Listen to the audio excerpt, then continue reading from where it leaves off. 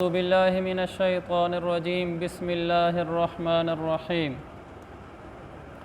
واتقوا الذي أمدكم بما تعلمون واتقوا الذي قاف کو لام سے ملائیں گے واتقوا اللہ، چونکہ قاف کے بعد جو واو ہے اس کے اوپر کوئی زیر زبر پیش جزم کچھ نہیں ہے.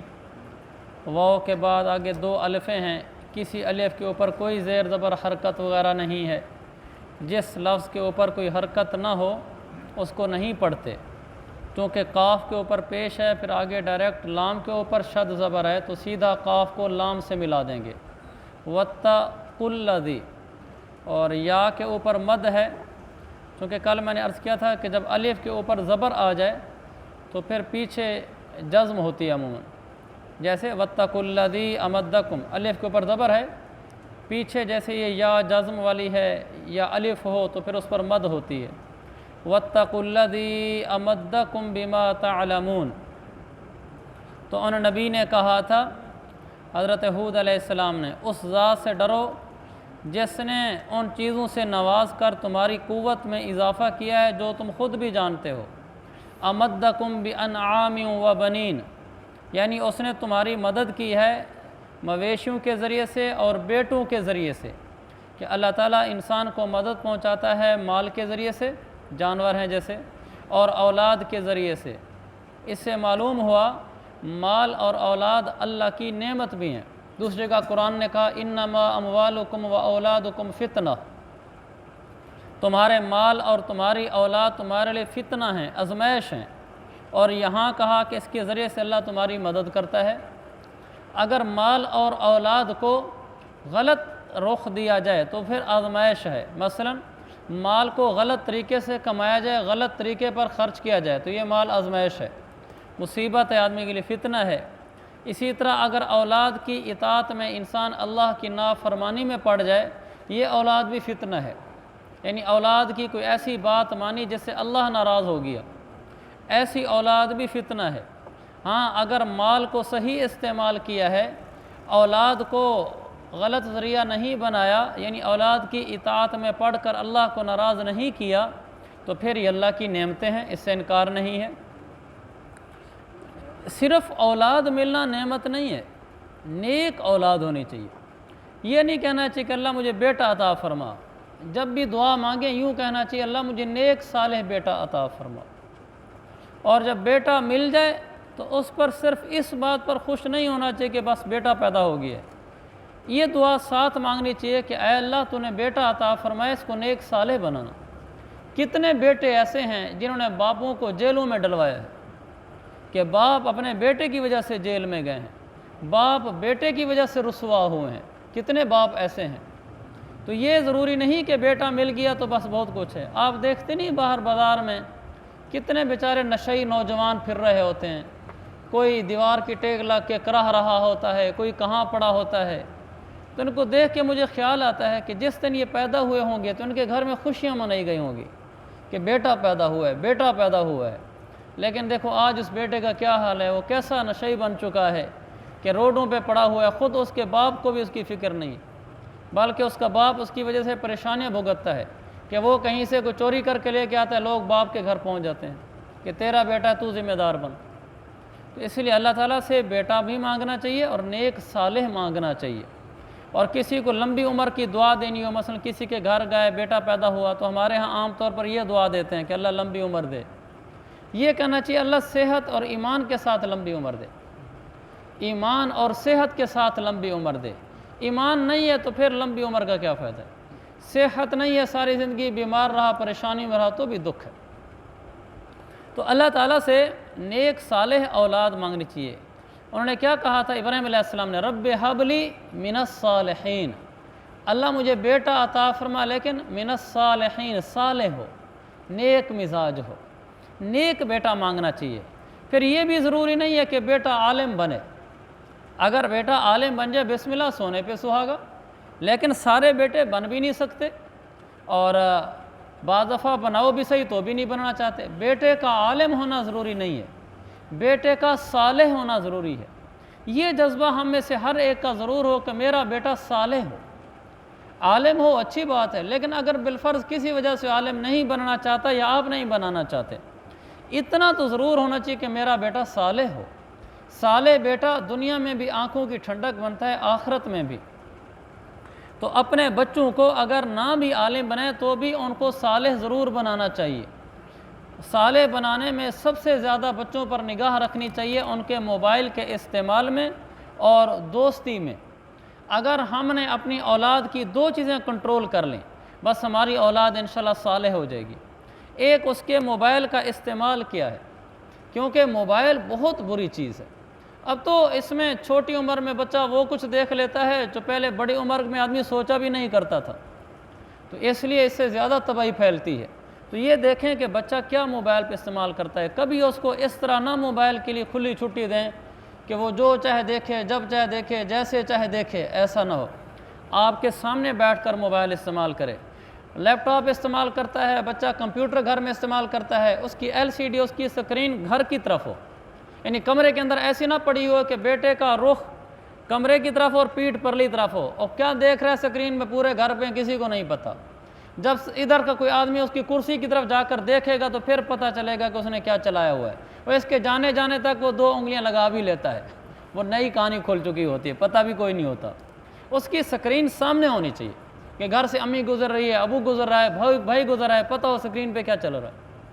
یہ نگرانی ضروری ہے۔ اگر ہم ایسا نہیں کریں گے آج کا بچہ بگڑ جائے گا، جب وہ بگڑ جائے گا پھر ہم روتے پھریں گے۔ تو اپنے بچوں کا خیال رکھنا چاہیے، یہ ہمارے ذمہ ہے، کل ہمیں فائدہ ہوگا۔ اگر آج ہم نے اس کو کھلا چھوڑ دیا، اور دوسرا دوستی، اس کے دوستوں پر نظر رکھنا چاہیے، کن لوگوں کے ساتھ اٹھتا بیٹھتا ہے۔ مجھے میرا بیٹا کہنے لگا کہ ابو یہ لوگ نشئی کیسے بنتے ہیں، وہ کہنے لگے تو بڑے برے ہوتے ہیں۔ میں نے کہا بیٹا وہ ایسے بنتے ہیں کہ جیسے تم مجھے اپنی باتیں نہ بتایا کرو، تم کسی سے دوستی لگاؤ اور مجھے نہ بتاؤ، میں تم سے پوچھوں تو مجھے جھوٹ بول دو۔ میں نے کہا ایسے بن جاتے ہیں۔ بیٹا ابو سے کوئی چیز نہیں چھپاتے، سب کچھ بتاؤ، آپ سے جو پوچھا ہے بتاؤ۔ جب باپ کو پتہ چلے گا کہ بیٹے کی دوستی صحیح نہیں ہے تو فکر مند ہوگا۔ تو بیٹے کے دوستوں پر نظر رکھنی چاہیے، لیکن یہ تب نظر رکھ سکتا ہے آدمی بیٹے کے دوستوں پر جب باپ کا مزاج نرم ہو۔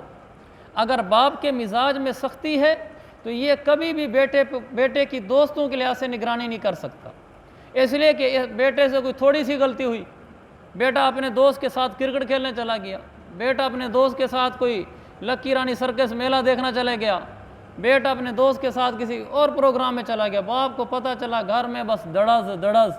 اس بیٹے نے دوبارہ کب بتانا ہے آپ کو؟ آپ اسے پوچھیں گے کہاں گئے تھے، کہے گا آپ ٹیوشن پڑھنے گیا تھا۔ کہاں گئے تھے؟ جی وہ ہمارا جو کلاس فیلوس ہے تو اس کے پاس میرے نوٹس تھے تو وہ اپنے نوٹس لینے گیا تھا میں۔ وہ آج صاحب نے کوئی چیز سمجھائی تھی، بیٹا ابو مجھے وہ فارمولہ سمجھ نہیں آ رہا تھا، وہ مشکل مسئلہ تھا، مجھے سمجھنے گیا تھا۔ وہ ایسے کہانی کرا دے گا، گول کرا دے گا آپ کو، تو آپ کہیں گے ہاں ٹھیک ہے۔ قصور آپ کا ہے کہ آپ نے اس پر اتنی سختی کی ہے کہ آپ نے بیٹے کو دوست نہیں بنایا۔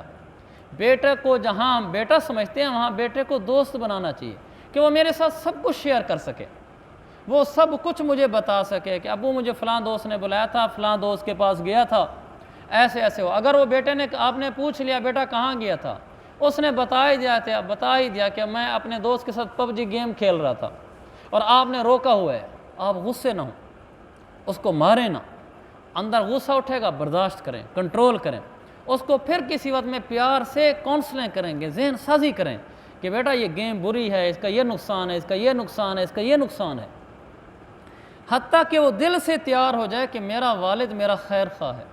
ہمارے ہاں کیا ہوتا ہے، میں نے تجھے کہا ہے نا دوبارہ گیم نہیں کھیلنی، ہڈیاں توڑ دوں گا، تیری ٹانگیں توڑ دوں گا دوبارہ ادھر گیا تو تو وہ پھر کبھی بھی نہیں بتائے گا آپ کو، وہ کھیلے گا بھی صحیح وہ گیم، دیکھے گا بھی صحیح، اس دوست کے گھر جائے گا بھی صحیح، آپ کو پتہ بھی نہیں چلنے دے گا۔ تو نقصان کر بیٹھے آپ اپنے بیٹے کو، اپنے ہاتھ سے اپنے خود کھویا ہے، آپ کی سختی نے آپ کے بیٹے کو ضائع کی ہے۔ نرمی ہو، بیٹا غلط مجلس میں چلا گیا چپ کر جائیں، برداشت کر جائیں، پھر کسی وقت میں اس کو سمجھائیں کہ بیٹا یہ بری بات ہے، اس لیے بری بات ہے، اس لیے بری، حتیٰ کہ اس کا ذہن مان جائے کہ میرا باپ مجھے ٹھیک کہہ رہا ہے۔ جب ہم آرڈر چلاتے ہیں نا، وہ کیا کہتے ہیں، آرڈر از گارڈر، جب آرڈر از گارڈر لے کر آتے ہیں نا ہم، تو گارڈر تو سخت چیز ہے، نرم لہجہ ہونا چاہیے تو پھر فائدہ ہوتا ہے۔ تو بچوں کو دوست بنائیں۔ یہاں تک یہ بات نجی مجلس کی ہے لیکن اس کو غور سے سماعت فرمائیں۔ ہمارا بیٹا ہمارے ساتھ اتنا مانوس ہو، جب وہ جوان ہو جائے اس کو شادی کی ضرورت ہو وہ ہمیں کہہ سکے کہ ابو میری ضرورت ہے آپ مجھے شادی کر دیں میری۔ اگر آپ کا بیٹا آپ کو یہ جملہ نہیں کہہ سکتا اس کا مطلب یہ ہے کہ آپ میں اور بیٹے میں دوری ہے، اور ایسی دوری ہے جو مہلک ہے۔ پھر وہ یہ باتیں اپنے دوستوں کو بتائے گا، جب وہ اپنی یہ جنسی اور سفلی خواہشات دوستوں سے شیئر کرے گا دوست اس کو غلط راستہ دکھلائیں گے۔ جب وہ باپ سے شیئر کرے گا باپ فکر مند ہوگا کہ میں نے اپنے بیٹے کے لیے کیا کرنا ہے۔ تو ہمارے ہاں اس چیزوں کو شرم سمجھا جاتا ہے۔ میں یہ نہیں کہتا کہ باپ اور بیٹے میں حجاب نہ ہو، باپ اور بیٹے ہونے کا حجاب ضرور ہو، لیکن ایسا حجاب نہ ہو کہ بیٹا باپ سے متنفر ہو، بیٹا باپ کو اپنی ضرورت تک نہ بتا سکے، بیٹا باپ کے سامنے اپنا تقاضا نہ رکھ سکے، وہ ڈرے اور سہمے۔ ایسا نہیں ہونا چاہیے۔ اپنی ضرورت آپ کے سامنے رکھ سکے، اسے غلطی ہو جائے آپ کو بتا سکے، جیسے دوست کو جا کر بتاتا ہے کہ یار آج فلم دیکھا ہوں، وہ باپ کو بتا سکے کہ بابا جی آپ نے مجھے روکا تھا لیکن آج میں نے فلم دیکھی ہے بابا، میں نے غلط کیا ہے۔ وہ آپ کو سمجھے کہ میرا باپ یہ سنتا ہی ہائپر نہیں ہو جائے گا، سوٹی نہیں اٹھا لے گا، چپ کر جائے گا، برداشت کر جائے گا، میرا والد مجھے وہ بات کرے گا جس میں میرا فائدہ ہے۔ تو جب بیٹا دل میں یہ سمجھنے لگ جائے کہ میرا باپ میرا محسن ہے، میرا خیر خواہ ہے، میرا باپ جذباتی نہیں ہے، میرا باپ بے قابو نہیں ہوتا مارنے کے لیے، کنٹرول کر کے بات کو کرتا ہے، تو اس کو سمجھ آ جائے گی کہ میں دوست کو بتاؤں اس سے بہتر ہے کہ میں باپ کو بتاؤں۔ لیکن ہم اولاد کے ساتھ چونکہ یہ رویہ نہیں رکھتے تو ہماری اولادیں ہمارے ہاتھوں سے نکل جاتی ہیں، پھر وہ دوستوں کو جا کر بتاتی ہیں، پھر وہ دوستوں کے ساتھ جا کر کھیلتے ہیں۔ پھر تو مول صاحب نئی نسل ایسی ہے وہ موبائل میں وہ کچھ جانتے ہیں جو ہم نہیں جانتے، وہ یہاں گیم رکھ بھی لیں گے چھپا بھی لیں گے ہمیں پتہ بھی کوئی نہیں چلنا، گیم کھیلتے بھی رہیں گے۔ وہ کمپیوٹر لے آئیں گے اس میں کچھ چیزیں ڈال دیں گے ہمیں پتہ بھی کوئی نہیں چلنا، وہ کمپیوٹر ہمارے سامنے ہوگا۔ ظاہری نگرانی ایک حد تک ہو سکتی ہے، اصل اس کے دماغ ذہن سازی ہے، اس کے دل میں باپ کا اتر جانا ہے کہ وہ سمجھے بس میرا والد ہے۔ یہ تب ہوگا جب باپ میں کنٹرول ہوگا، باپ میں برداشت ہوگی، باپ میں حلم ہوگا، تحمل ہوگا، وہ بچے کو پیار دے گا، بچے کی کسی بھی ضرورت کو جھٹک کر انکار نہ کریں۔ بیٹا کہہ دیتا ہے کہ بابا مجھے آپ نا آئی فون لے دیں، سیدھا آگے سے یہ نہیں کہنا چاہیے تو عیاش ہوتا جا رہا ہے، آوارہ ہوتا جا رہا ہے، تجھے پتہ نہیں گھر میں کیا حال ہے، تجھے آئی فون کی پڑی ہوئی ہے۔ یہ بات بچے کو دور کر دے گی۔ اس نے آپ کو کہا بیٹا آئی فون لے دیں اور آپ ہرگز اس کے حق میں آئی فون لینا حق صحیح نہیں سمجھتے، آپ خاموش ہو جائیں، کوئی بات نہیں۔ کل پرسوں کسی وقت آپ اس کو بٹھائیں، اس کو سمجھائیں کہ بیٹا میرے نزدیک مال سے زیادہ تم قیمتی ہو۔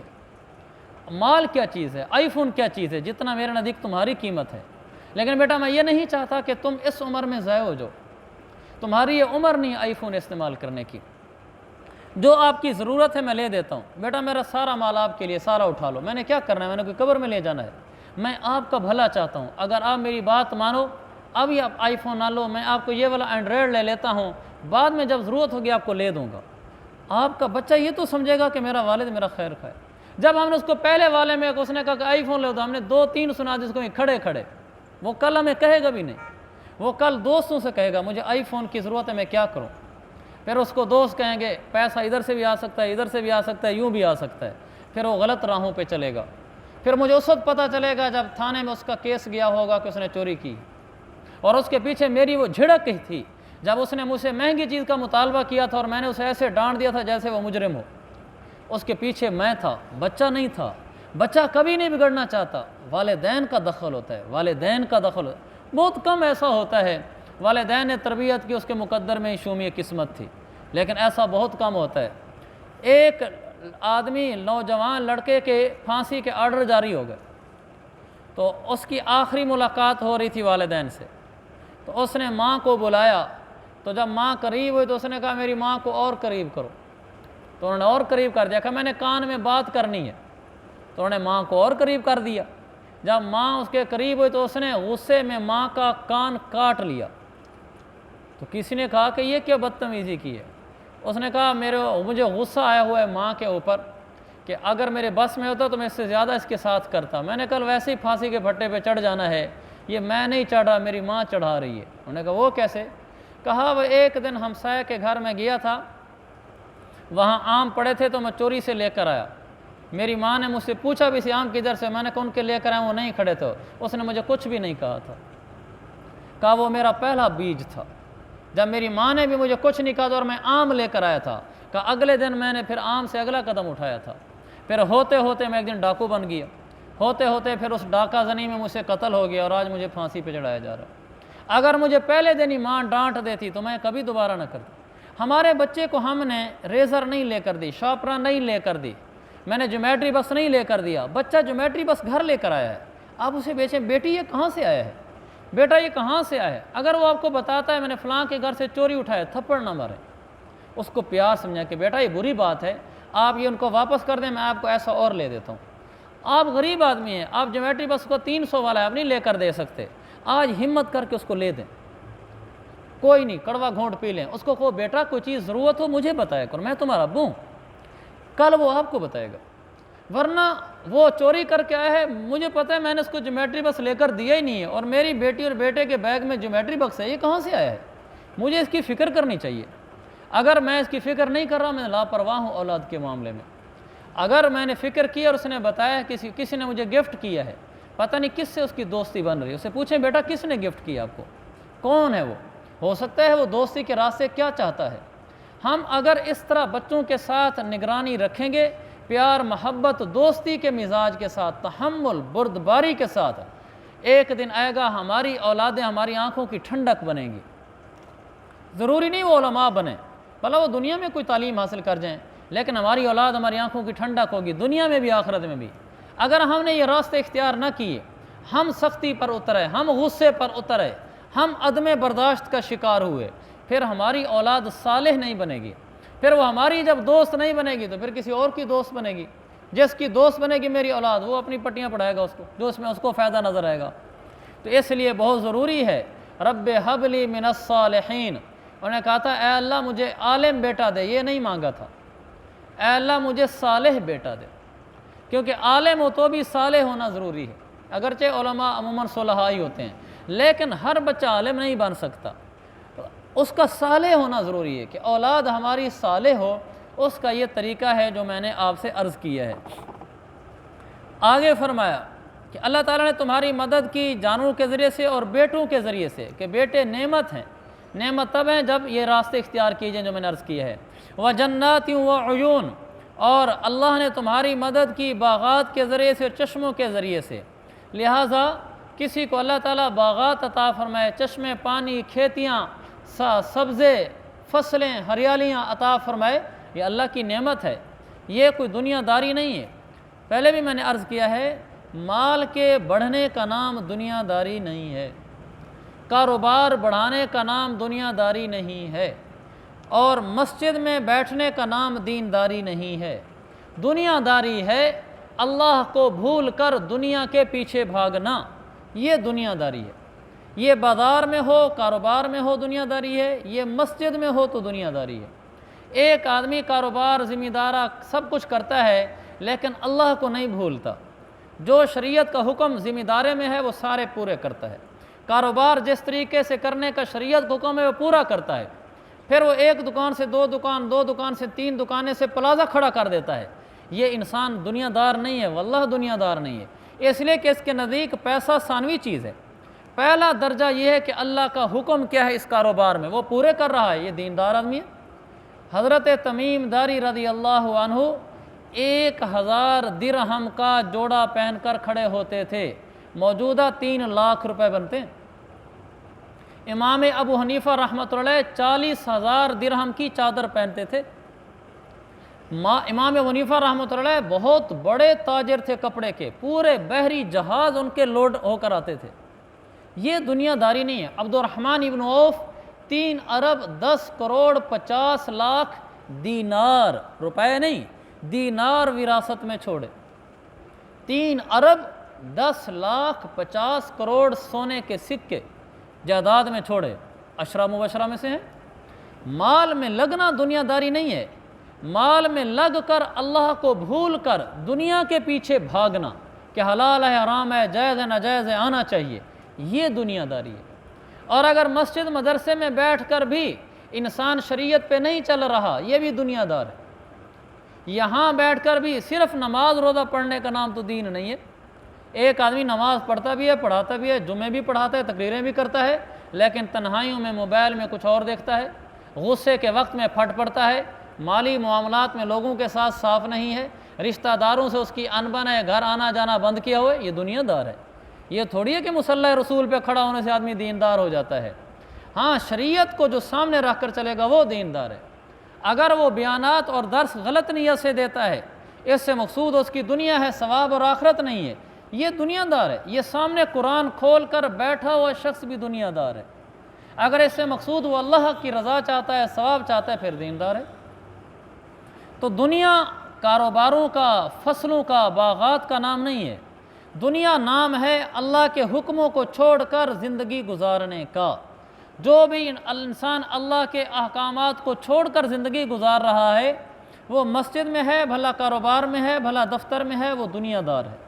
جو آدمی اللہ کے احکامات کو سامنے رکھ کر، بھلا کاروبار کا نقصان ہوتا ہے، بھلا سودا سستا بکتا ہے، بھلا جو ہوتا ہے، اس کو اس کی کوئی پرواہ نہیں ہے، دین کی بات بیان کرتا ہے، لوگ بھلا جو کہتے ہیں وہ کرتا ہے جو شریعت کہتی ہے، یہ مسجد میں بھی دنیا دار ہے، کاروبار میں بھی، مسجد میں بھی دیندار ہے، کاروبار میں بھی دیندار ہے۔ تو دینداری اس کا نام ہے، زندگی کے جس شعبے میں بھی انسان رہتا ہو وہ اللہ کے حکموں کے مطابق زندگی گزار رہا ہو، یہ دیندار ہے۔ اگر اللہ کے حکموں کو سامنے رکھ کر زندگی نہیں گزار رہا، پھر دنیا دار ہے۔ تو اگر اللہ کے حکموں کے مطابق زندگی گزار رہا ہے، وہ کئی ایکڑوں کے ایکڑ خریدتا جا رہا ہے، بڑا ذمہ دار بن گیا ہے، کوئی بات نہیں۔ وَجَنَّاتٍ وَعُيُونٍ، بڑے بڑے باغات کے ذریعے سے اللہ نے مدد کی، چشموں کے ذریعے سے اللہ نے مدد کی، ٹیوب ویل لگے ہوئے ہیں بہت سارے اس کی زمینوں میں، لیکن مجال ہے جو عشر کا 1 روپیہ کم کرے، مجال ہے کسی کا غلط پانی لگائے، مجال ہے کسی کو زمین کو کرید کر اپنی زمین میں شامل کرے۔ یہ دیہاتوں میں ہوتا ہے، جب پگ ڈنڈی کو ٹھیک کرنے لگتے ہیں نا، تو وہ جو کسی ہوتی ہے ذرا آگے کر کے اس کا کریں گے اور اس کو ماریں گے تاکہ اس کی زمین کا 3-4 انگل میری طرف آ جائے۔ ویسے یہ کنجوسی ہے، حرص ہے، دنیا داری ہے، اس سے انسان ذمہ دار نہیں بنتا۔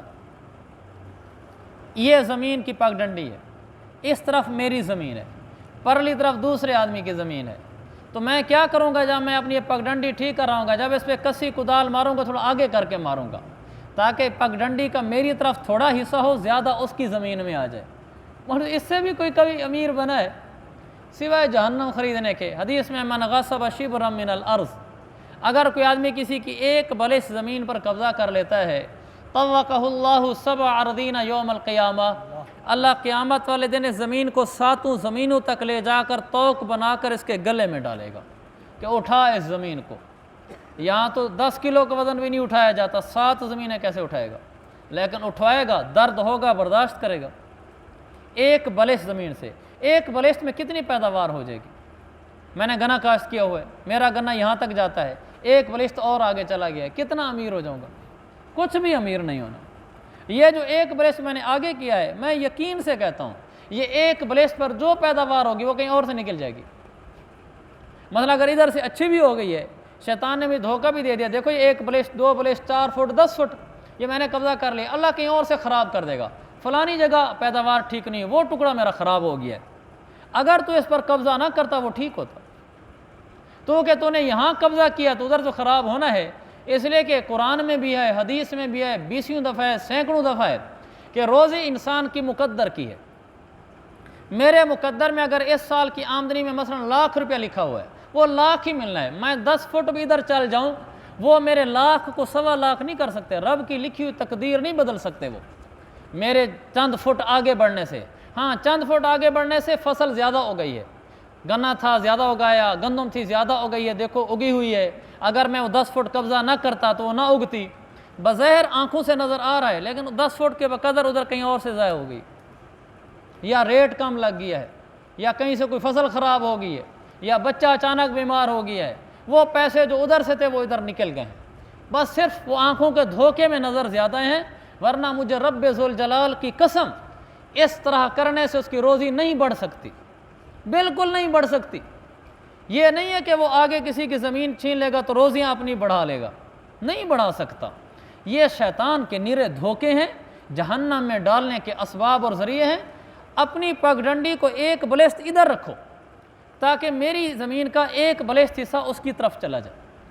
اگر وہ آگے آگے کریدتا آ رہا ہے، کریدنے دو، کچھ نہیں ہوتا۔ بڑا دل رکھو، روزیاں اللہ دیتا ہے، کسی کا ایک بلشت 2 انگل بھی زمین نہ کھو، ایسے ہی کسی کاروبار میں بھی کسی سے 10 روپے بھی غلط کے نہ کماؤ، جو مقدر کی روزی ہے وہ اللہ ضرور عطا فرمائے گا۔ ہم غلط کمائیں گے تو اللہ صحیح روزی کہیں سے نکلوا دے گا، وہ لیول اللہ برابر کر دے گا، کیونکہ اگر لیول برابر نہ ہوا پھر قرآن حدیث جھوٹا ہو جائے گا، اس لیے کہ قرآن حدیث میں سینکڑوں جگہ ہے کہ روزی انسان کی مقدر ہے۔ بخاری کی حدیث ہے کہ انسان ابھی ماں کے پیٹ میں ہوتا ہے، یکتب رزقہ و اجلہ، وہیں فرشتہ آ کر جب بچہ 4 مہینے کا ہوتا ہے اس کی روزی اور اس کی موت لکھ دیتا ہے کہ اس نے دنیا میں کتنے روپے کتنے پیسے استعمال کرنے ہیں، کتنے لقمے کتنے گھونٹ لینے ہیں، اور کتنے دن کتنے گھنٹے اس نے جینا ہے۔ یہ سارا ابھی میں اور آپ ماں کے پیٹ میں تھے لکھ دیا گیا تھا۔ اگر میری روزی پوری زندگی میں مثلا 1 لاکھ روپیہ لکھی ہوئی ہے تو یہ نہیں ہے کہ کسی کی زمین پر قبضہ کرنے سے، چیز غلط بیچنے سے، جائیدادیں دبا لینے سے وہ میں 1 لاکھ کا 1.25 لاکھ دنیا میں کھا لوں گا، ایسا نہیں ہوگا، وہ لاکھ ہی کھاؤں گا، بس وہ جو ٹکڑا زہر نظر آیا ادھر سے 10 روپے زیادہ ہے وہ ادھر سے نکل جائیں گے، بس ہوگا وہ 1 لاکھ کا لیول ہی۔ لہذا یہ ساری زندگی یاد رکھنا چاہیے کہ ہم نے ناجائز نہیں کمانا، ناجائز کمانے سے روزیاں نہیں بڑھتی، روزیاں بڑھتی ہوئی نظر ضرور آتی ہیں، اگر نظر نہ آئے تو پھر دھوکہ کیسے لگے؟ نظر تو آئے گا کہ غلط سودا بیچا ہے، دیکھو گاہک سے 20 روپے زیادہ نہیں بٹور لیے، اگر نہ بیچتا ایسے تو کیسے بٹورتا؟ نظر تو آئے گا، اس کی زمین اپنے قابو میں لے لیے، دیکھو پیداوار زیادہ نہیں ہوئی پڑی، نظر تو آئے گا تو دھوکہ لگے گا، نظر نہیں آئے گا پھر دھوکہ کیسے لگے گا؟ لیکن وہ یہ سمجھ لیں دل میں کہ بس وہ زہری طور پر لگا ہے، حقیقت میں اس سے روزی نہیں بڑھی، روزی پھر بھی وہی ملنی ہے جو مقدر کی ہے۔ یہ ہمارا درس ہے۔ آخری جملہ بھی دیکھ لیں کہ انی اخاف علیکم عذاب یوم عظیم، میں تمہارے اوپر اس بڑے دن کے عذاب کا خوف کرتا ہوں کہ انسان اگر ان مویشیوں میں، ان بیٹوں میں، ان باغات میں، چشموں میں، کھیتوں میں، دفتروں میں، ان میں لگ کر اگر اللہ کو بھول جائے تو پھر آخرت کا خوف ہے، اگر ان میں لگ کر اللہ کو نہ بھولے پھر اللہ کی نعمت ہے۔ اللہ تعالیٰ ہمیں شریعت کے مطابق زندگی گزارنے کی توفیق دے اور حلال کمانے والا بنائے۔ سنتیں چل رہی تھیں نماز کے بارے میں، تو اس میں اذکار کا تذکرہ چل رہا تھا کہ کون کون سے اذکار سنت ہیں۔ 4 کل ہر فرض نماز کے بعد پڑھنا، یہ کچھ اذکار ہیں جو ہر نماز کے بعد پڑھنے ہوتے ہیں، ہر فرض نماز کے بعد 4 کل، اور آگے ایک اور ذکر 7 مرتبہ حسبی اللہ لا الہ الا هو علیہ توکلت وہو رب العرش العظیم، 7 مرتبہ۔ یہ سارے اذکار ہیں جو مختلف احادیث میں آئے ہیں، آدمی سارے تو نہیں پڑھ سکتا لیکن جتنا ہو جائے ضرور پڑھ لے۔ 1 مرتبہ حسبنا اللہ ونعم الوکیل یہ پڑھ لیا کرے۔ جو آدمی صبح 3 مرتبہ اور شام کو 3 مرتبہ بسم اللہ الذی لا یضر مع اسمہ شیء فی الارض ولا فی السماء وہو السمیع العلیم، آپ رات مجھے یاد دلا دینا، میں یہ چیزیں واٹس ایپ گروپ جو ہمارا بنا ہوا ہے ساتھیوں کا اس میں یہ بھیج دوں گا، کیونکہ سننے سے تو یاد نہیں ہوتی دعائیں۔ جو آدمی یہ دعا 3 دفعہ صبح پڑھ لے تو شام تک، شام کو پڑھ لے تو صبح تک کوئی چیز اس کو نقصان نہیں پہنچا سکتی، 3 دفعہ صبح پڑھ لے تو شام تک کوئی چیز نقصان نہیں پہنچا سکتی، شام کو پڑھے گا تو صبح تک۔ یہی وہ دعا ہے جس کے بارے میں معروف ہے کہ حضرت خالد بن ولید رضی اللہ عنہ نے یہ دعا پڑھ کر اور زہر پی لی تھی، اور کچھ عرصہ پہلے ایک ویڈیو کلپ بھی بہت وائرل ہوا، بظاہر ٹھیک ہوگا، کوئی عیسائی اور ایک عرب مسلمان ہے آپس میں بیٹھے ہوئے ہیں، تو اس میں اس نے کوئی کہا کہ اگر سب کچھ اللہ کرتا ہے تو زہر پی کر دکھلاؤ، تو اس نے یہی دعا پڑھی تھی بسم اللہ الذی لا یضر مع اسمہ، یہ دعا پڑھ کر اس نے زہر پی لیا، اس کو کچھ نہیں ہوا۔ خیر یہ یقین کی بات ہوتی ہے، یقین پختہ ہو تو واقعی کچھ نہیں ہوتا، یقین ہمارے جیسا ہو، جیسے وہ مولوی صاحب تقریر کرتے تھے کہ بسم اللہ الرحمن الرحیم پڑھ کر جو کام کرو پار ہی پار ہو، تو ایک دن وہ خطیب صاحب آئے دریا کے کنارے تو کھڑے تھے انتظار میں، تو ایک ریوڑ چلانے والا چرواہا آیا، اس نے کہا جی حضرت آپ کیسے کھڑے ہیں؟ اس نے کہا کشتی کے انتظار میں کھڑا ہوں۔ کہا جی کشتی کے انتظار کی کیا ضرورت ہے؟ اس نے کہا کیوں؟ کہا وہ آپ نے نہیں منبر میں بتایا تھا کہ بسم اللہ الرحمن الرحیم پڑھ کر جو کام کرو اللہ مدد کرتا ہے، میں بکریاں چرانے کے لیے آتا تھا، پہلے میں اس پر آتا تھا کشتی پر، اب میں بسم اللہ پڑھتا ہوں، پاؤں رکھ دیتا ہوں، میں باہر نکل جاتا ہوں، آئے مولوی صاحب؟ انہوں نے کہا ہاں وہ یہاں پر فیصلے نہیں ہوتے، اس پر فیصلے ہوتے ہیں، تو تیرے دل میں چونکہ اتر گیا ہے، تجھے یقین آ گیا کہ واقعی بسم اللہ سے ہوتا ہے، تو اللہ تیرے لیے کر دیتا ہے۔ میں نے تو ممبر پہ بیٹھ کے تقریریں کی تھیں، دل میں تو اترا ہوا نہیں ہے، تو میں اگر پاؤں رکھوں گا تو ڈوب جاؤں گا۔ تو وہ یقین کی بات ہے، یقین پختہ ہو تو دعا پڑھ کے کر دو، کچھ بھی نہیں ہوگا۔ یقین کمزور ہو تو پھر نہیں پینی چاہیے۔ اور 3 مرتبہ رضیت باللہ ربا وبالاسلام دینا وبمحمد نبیّ، یہ پڑھنا چاہیے۔ بہت ساری دعائیں ہیں، لیکن 1-2 دعائیں میں آپ کو بتا دیتا ہوں، آپ ان کا اہتمام کر لیا کریں۔ مغرب کی نماز کے بعد جو آدمی 7 مرتبہ یہ دعا پڑھ لے، اگر وہ آدمی فوت ہو جائے صبح سے پہلے تو وہ جنت میں جائے گا، جہنم میں نہیں جائے گا۔ اور اگر فجر کی نماز کے بعد 7 دفعہ پڑھ لے، صبح اور شام سے پہلے فوت ہو جائے تو وہ جنت میں جائے گا، جہنم میں نہیں جائے گا۔ کون سی دعا ہے وہ؟ ہاں، یہ دعا ہے اللہم اجرنی من النار۔ آسان سی ہے، اللہم اجرنی من النار، چھوٹی سی ہے، 7 دفعہ پڑھنی ہے فجر کی نماز کے بعد کسی سے بولے بغیر، مغرب کے بعد پڑھنی ہے 7 دفعہ کسی سے بولے بغیر۔ اگر درمیان میں انتقال ہو گیا، حدیث میں آتا ہے وہ آدمی جہنم میں نہیں جائے گا، چونکہ حدیث اس دعا کا ترجمہ بھی ہے کہ اے اللہ مجھے جہنم کی آگ سے بچا لے۔ تو یہ دعا ہے، میں انشاءاللہ گروپ میں شیئر بھی کر دوں گا، اس دعا کو کم از کم ضرور یاد کر لیں اور آج سے پڑھنا شروع کر دیں۔ اللہ تعالیٰ عمل کی توفیق عطا فرمائے۔